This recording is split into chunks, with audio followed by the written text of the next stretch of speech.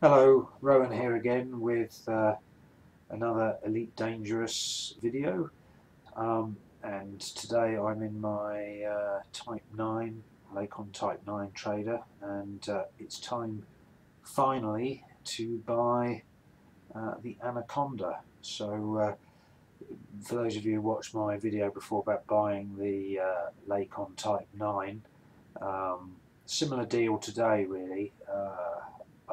I find trading a bit boring. I used to play a lot of Flight Simulator and I like flying the different ships, but the trading to get them is a bit tedious. So once I've got the money to buy the ship, then I like to get it and have a look at it and see where the weapon placements are, and it gives me an idea of how to proceed. It's not how everybody does it. Other people like to save the money so they can buy the ship and then upgrade it, but I feel it's nice to have some sort of impression of progress anyway. So so as I say, similar to my previous video, I'm just going to buy the ship now and have a look at it, but money wise I don't have enough money to upgrade it to the sort of condition where I feel that I'll be able to start to trade with it and things like that. As that's my aim. I want to fit the Anaconda out for trading and then just gradually upgrade it. So I'm currently at Bow Orbital, or Bayo Orbital, I don't know how you pronounce that, in the LU system, and I believe they sell the Anaconda here, so let's have a look at it.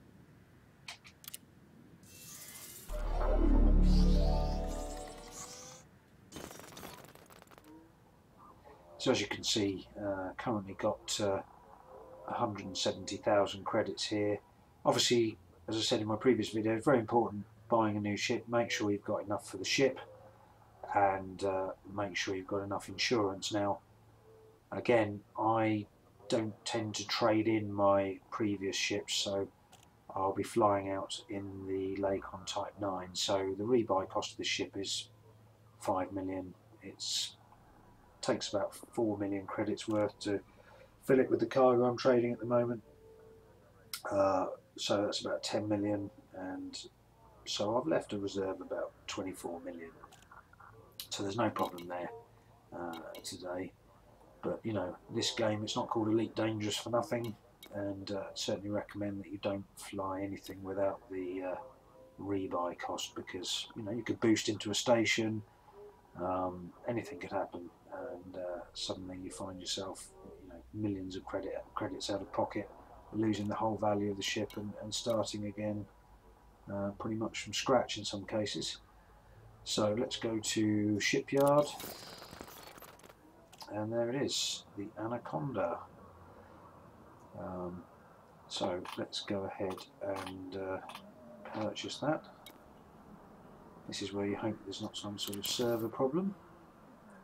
Right, I don't want to sell my current ship. I'll store it.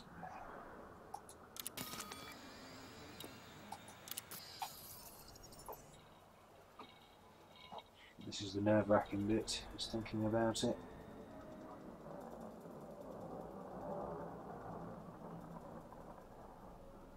Takes a few seconds.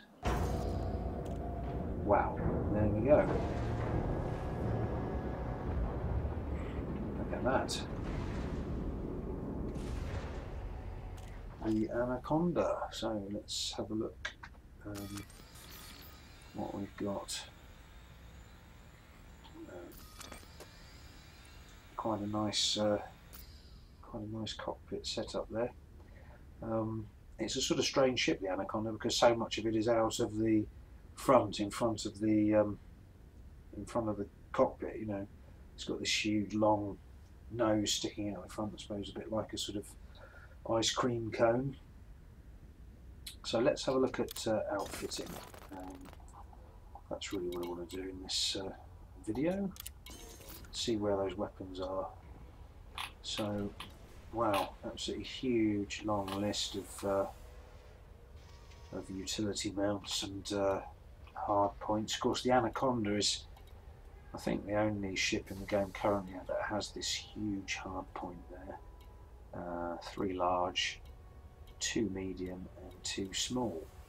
So, you know, one of the difficulties with Elite Dangerous at the moment, I think it would be nice to have, perhaps before you buy a ship, some sort of diagram showing you where these hard points are, and maybe like a firing arc, so you can think about, you know, where you're going to put different weapons. I've already got an idea, but you know, on the Elite Dangerous forum and a lot of the other ships, there's usually sort of like a classical weapon loadout that most people have sort of gravitated towards because it's the best or the easiest to use, or the convergence of the weapons means that, you know, a certain configuration works really well. I did have a look around, and to be honest with you, there's not really that sort of consensus of opinion on the weapons on the Anaconda, so in a way it's kind of liberating because you don't have to go with the crowd, you can sort of put whatever you want on there really. But I've got an idea what I'm going to put on here, but again it really depends on where exactly these hard points are, and sometimes from this outfitting view it can be quite hard to tell. So I'll probably do a follow-up to this video once I've got the Anaconda fitted out, but I think, you know, most times when I buy a ship I've got a reasonable idea of what weapons I'm going to put where, and I've got a bit of an idea with this one, but I think I'll probably have to experiment really and see what goes where, you know. But in terms, wow, that's a nice view, isn't it? In terms of the internals, if I just explain, what I'm going to do is I will take out, like I say, I want to set this up for trading. I will take out this shield generator in the number 6 slot. I'll probably run a size 5 shield generator, fill the rest with cargo racks. Probably I'm fairly near my trade route, so I probably won't bother with a fuel scoop. I'll just get as many cargo racks in there as I can, and just keep trading them to build it up.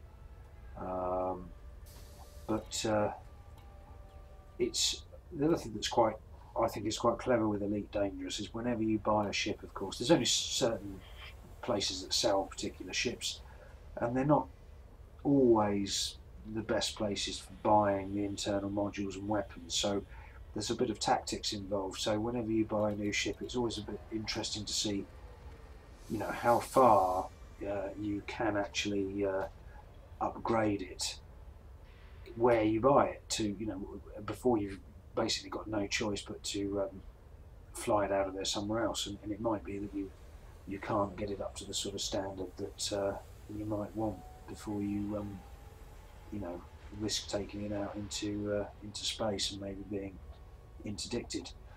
So anyway, let's have a quick look, and I'll talk through the layout. I aim to put a C3 power plant in here. Sorry, C3. We're talking about a C8 power plant, but you know, it may not be available. Let's have a look and see. So there we go. That's not a problem. I find with most ships in the game, the most important thing really is to be able to put a decent power plant, a decent power distributor in, and of course a frame shift drive is really important. But most of the time, you can get a frame shift drive that will at least allow you to get around to the next system, to maybe somewhere else where you can buy some better upgrades, you know, or you can take the frame shift drive off another ship. This the Anaconda shares a similar frame shift drive with the Lacon Type 9, so in a pinch I could take the frame shift drive off the Type 9. I've got an A6 frame shift drive on there and put it in here. You can see it's a class 6 frame shift drive. Let's see what sort of spec we can go up to on that. But look, no problem there. There's an A6 here, so it's just a question of getting enough money in the Type 9 and buying one. So this is looking really positive so far. Sensors, like I said in my Lacon Type 9 video, buying the Lacon Type 9, you know, the sensors really important for weapon targeting, and you know, so it's best to get the best you can afford. And here, so this is where the first problem comes in. I really want to get an A class in here, which is very expensive, but you can see that I'm only going to be able to get D class sensors, which is not great. But you know, it's one of the things I like about the game. You know, it means you have a bit of risk. You can't just buy a ship in one system and upgrade it to the max and then fly it out of there and kill everything in sight. You know, you've got to be thinking about, well, I couldn't get the modules I needed here, so you know, where am I going to go to get them? Okay, so there we are. Cargo racks. So this one is be interesting to see what's the best type of cargo rack available. So now we can sort by module type here. Let's see what we get. Right, so the best cargo rack available here is 128 tons, which is a class 7, and that's really good as well, because that is the biggest cargo rack that we would need. So also need to see what's the biggest shield generator we should be able to get here. I'm looking for, like I said, for trading Anaconda, a class 5A shield generator ideally.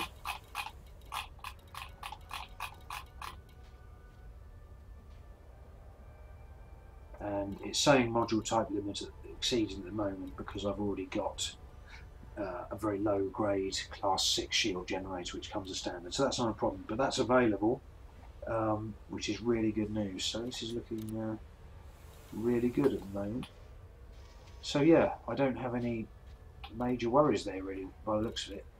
The sensors, okay, it's a bit disappointing, but you know, it's probably not going to be too life threatening. So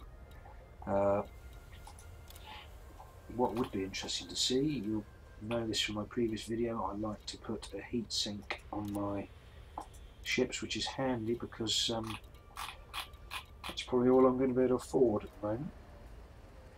So let's put one of those on there. That's good. And let's see if we can get a chaff launcher as well, hopefully. Yes, there we are.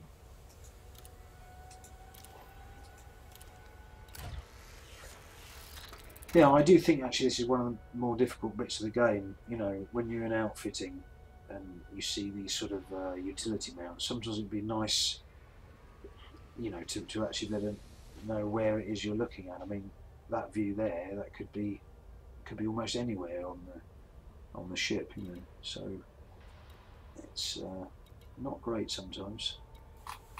Okay, so that's that. Okay, so I have to set the fire group. We can do that later. Oops. Go back into outfitting. And right, livery. Let's get something on here. So, since I made the last video, I've advanced to Master at Combat, and Tycoon at Trading, and still haven't done much exploring, so I'm still just a surveyor at that. It just reminded me, it's quite interesting because when you're trading backwards and forwards, obviously you get interdicted by pirates, and it's rapidly become apparent to me from reading the forums that your combat rank, and I think possibly to a certain extent the other ranks, have a huge impact on what kind of ship interdicts you. Now, my last video with the Type 9, it was a video about buying it. I didn't have the money to outfit it. I've outfitted it now and done a lot of trading. And as soon as I started flying that Type 9, the first two interdictions, which came within the first literally two or three flights, were both pythons. So if you're just starting Elite Dangerous and you're watching this video, it's worth bearing in mind that the more you put your combat rank particularly up, the nastier the ships that will interdict you.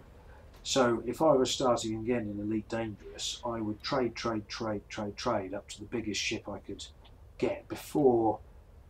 I think it's good to do a bit of combat, because if you do get interdicted, you want a bit of practice to be able to defend yourself. But I think if you get too far down this combat role, you're effectively making life very, very difficult for when you start trading. You know, so it's a bit of a tip there. The game is all about ships, and some people like to do a lot of trade and get some of the bigger ships. If that is your sort of game, then I would say concentrate on trading first. Do the combat later on, because you make your life a lot easier. Right, so there we are. That is the Anaconda. I hope you found that video interesting. It took a lot of trading to finally be able to buy this ship, and I reckon I need to save up about another 80 million credits just to fit this ship out how I want it, just for trading. After that I'm not too worried, because I can just trade with it and then upgrade it as and when necessary. But 80 million, even in the Type 9, that is quite a lot of repetitive trading. So there we go. That is the Anaconda, and I will see you another time for another video. Bye for now.